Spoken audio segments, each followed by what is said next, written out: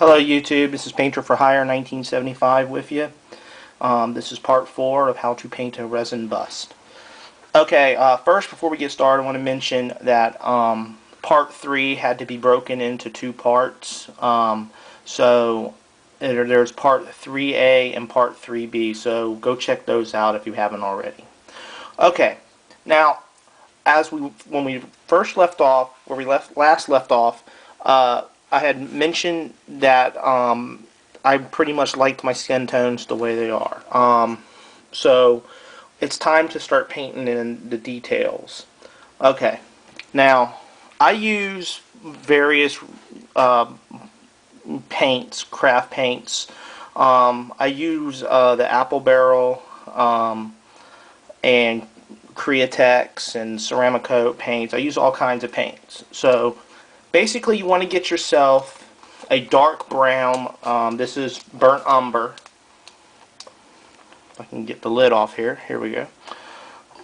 And what you do is you just want to as you were airbrushing it, you want to go lightly, just like this. See, you just want to apply it lightly. You don't want to get,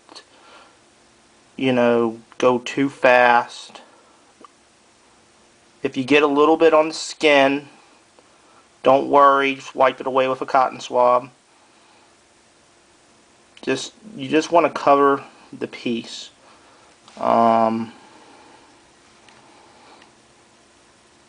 Let's just want to cover it as best as you can with that particular color.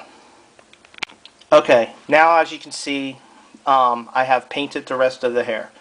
I wanted to basically go with a darker brown. The next technique I'm going to show you is called dry brushing.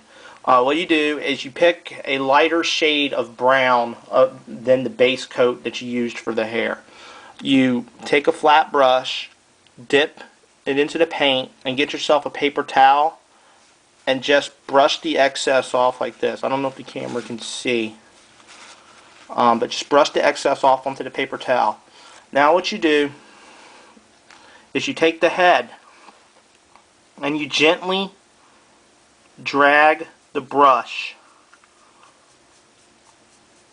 over the hair, and what it's going to do is it's going to pick all the raised areas in the hair, creating shadows in the recessed areas.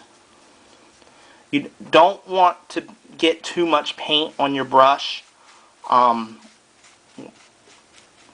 don't want to have it to where it's not where it's more painting than picking up. You really just want to pick all the details up. I don't know if the camera can see. I'm trying.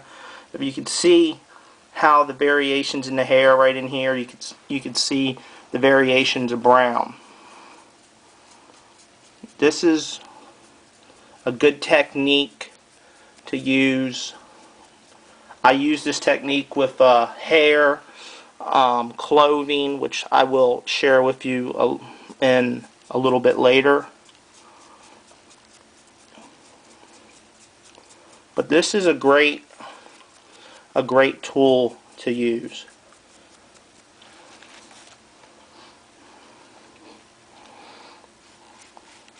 A good assortment of brushes is always good too. You can get your brushes at your local craft store.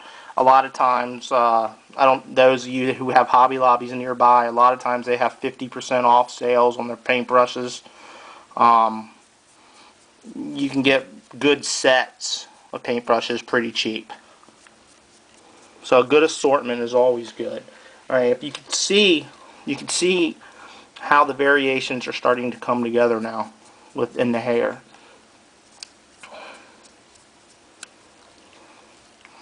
You just want to pick all the raised areas that you can. You don't want to push too hard either, because if you push too hard then you're going to be forcing the brush. You want the brush to work for you. You don't want to force it.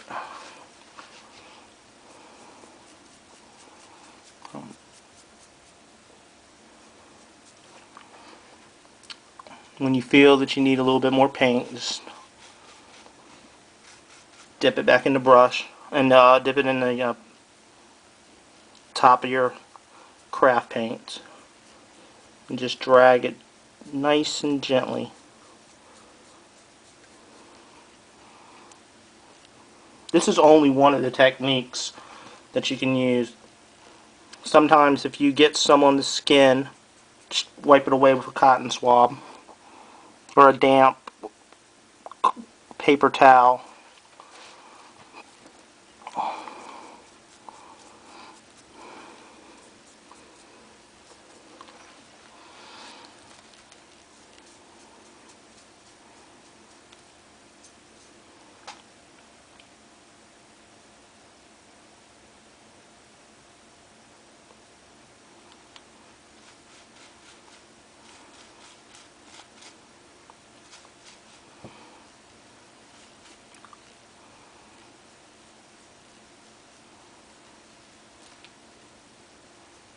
I hope the camera is picking up on this, but I'm going to move the camera just to show you what I did.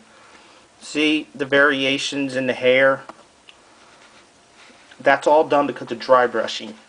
See, that's what you want. You don't want the hair to be, you know, one color. You want it to be a variety.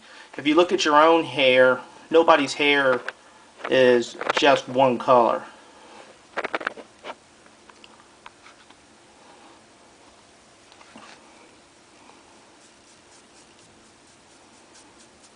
You can even add a little bit more white or even go with an even lighter shade than this and do another round of highlights, which I'm actually kind of liking the way this looks. Now there are two things that you can do after this. After this, which I'm really starting just to like the way this looks, I might leave it alone. You could either leave it alone or you could take and the oil wash and you could go back in with an oil wash. I actually might go in with an oil wash just because I'm a fan of oil washes and I like using them. Plus I'll shine. Yeah, I'm going to do that just so I can show you guys how to do an oil wash on hair. It's a little bit different than doing it on the skin like I did before, but same concept. You want to cover the piece. Now if you noticed that as I'm dragging my brush, I'm picking up even further details than I did before. You don't want it to be too dark, but you also don't want it to be too light. You want it to kind of get in the middle with your highlights. Some people go a little bit more advanced than others, but you know, generally I would go possibly one more shade down than this.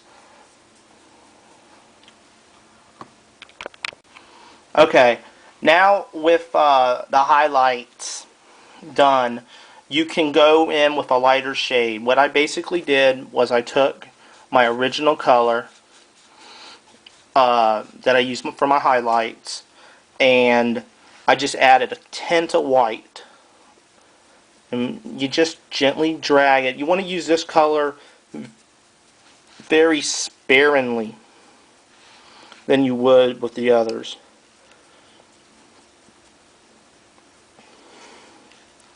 Normally I would not have done this because I really liked the way it looked, but for video purposes and learning purposes I'm going to use the oil wash to show.